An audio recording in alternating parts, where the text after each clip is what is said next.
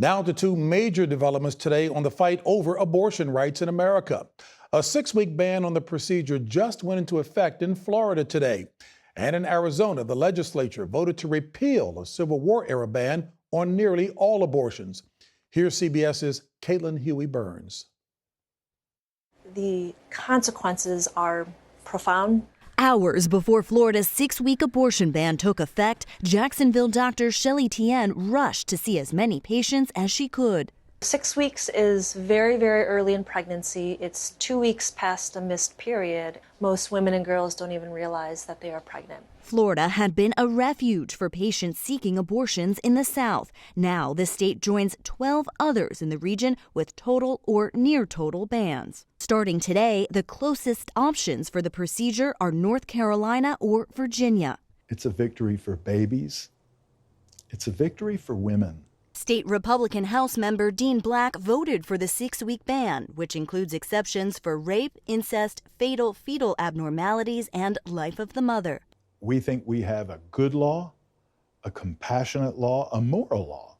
It can serve as a guide for other states. Today, Vice President Kamala Harris campaigned in Jacksonville, where she blamed former President Trump for the new law.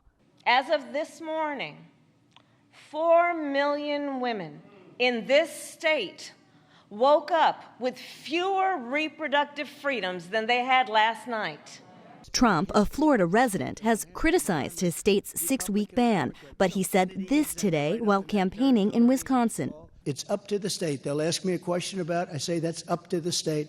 You have passed House Bill 2677. In Arizona today, state senators decided whether to keep their state's near-total abortion ban.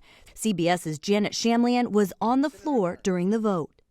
Here in Arizona at the Capitol, lawmakers today rose one by one to defend their vote whether to keep or repeal the state's Civil War-era abortion ban. It passed, and the state's Democratic governor says she will sign it. It's been a pretty bad day in my mind. 2 Republican senators voted with Democrats to ensure its passage, frustrating fellow Republicans. They and I disagree. No! Outside in the heat, tempers flared. Anti-abortion activists gathered, showing their disapproval.